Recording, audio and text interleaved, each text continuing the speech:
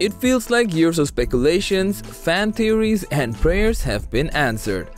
S5 Mark II stamps Panasonic's entry into the world of face detection autofocus system, and that's just the tip of the iceberg. In today's video, we're gonna discuss how this camera is going to dominate the full-frame mirrorless market and claim the throne from the Sony a7 IV.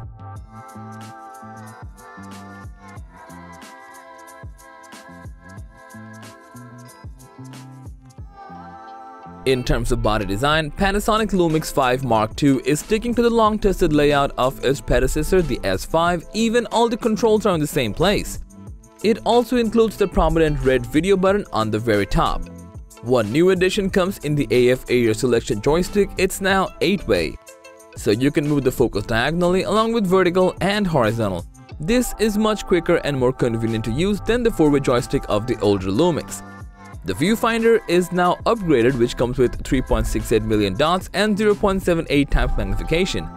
It's both larger and higher resolution than before. Other than these, the external body is the same, including the fully articulated 3-inch LCD touchscreen.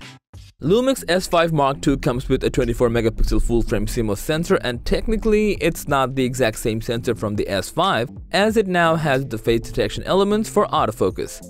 And it's powered by a newly developed image processing engine, L2, co-developed by Lumix and Leica. So this powerful sensor and imaging engine enables the S5 Mark II to shoot 6K at 30 FPS in 4x2x010-bit, and you can shoot 4K at 60 FPS with a Super 35 crop. The sensor is also capable of shooting 96-megapixel multi-shot high-resolution photos and up to 30 FPS e-shutter shooting with C autofocus and RAW capture. As we're talking about autofocus, let's analyze what's new in the autofocus system. The biggest inclusion on the camera is the on-sensor face detection autofocus, which is being used by Panasonic for the very first time. Compared to the traditional contrast autofocus, face detection autofocus is faster and accurate. According to Panasonic, this PDAF is going to improve tracking ability, low light performance, and backlit conditions. The fans have been waiting for this for so long, as the original S5 camera was almost perfect except for the autofocus system. Panasonic acknowledged it and developed a hybrid face detection autofocus with 779 points. This hybrid AF system combined depth awareness with their subject recognition tracking system. Human and animal tracking is now broader and will track any of the subjects it's been trained to recognize. Along with the new PDAF, the in-body image stabilization is also upgraded. Panasonic engineers focused on improving the active IS system for an extreme amount of stability in situations when you'll need a tripod or gimbal. In terms of keeping both photo and video motion precise, this new image stabilization works nearly flawlessly. To keep all these new processes and pods cooler, the S5 Mark II has an included fan mechanism. The fan is situated at the camera's top and draws the heat up through the vents under the leading edge. This cooling system will allow you to shoot for extended periods and keep the workflow smoother. One important addition to the camera is the ability to shoot full sensor height 3x2 open gate video. This provides crop into various aspect ratios or to pan around the frame in post at up to 30 FPS. Open gate coupled with the 4x3 APS-C enables the support to shoot with anamorphic lenses.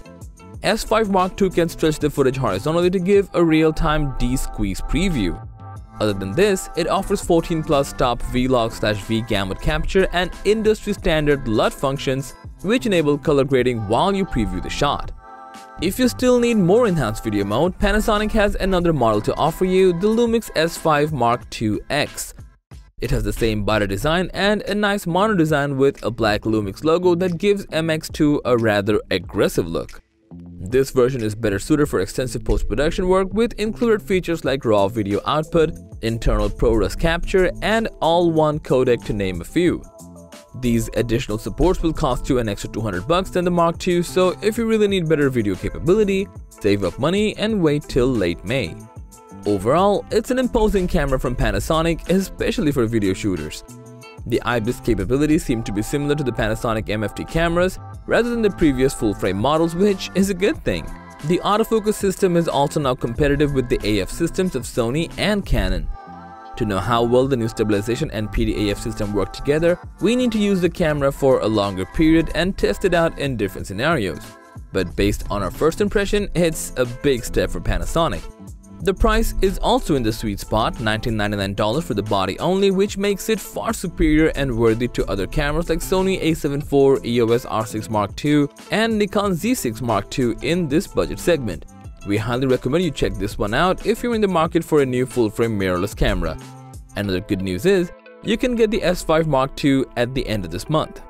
So, this was all about the new Panasonic Lumix S5 Mark II. Did you like it? Share your thoughts in the comment section down below.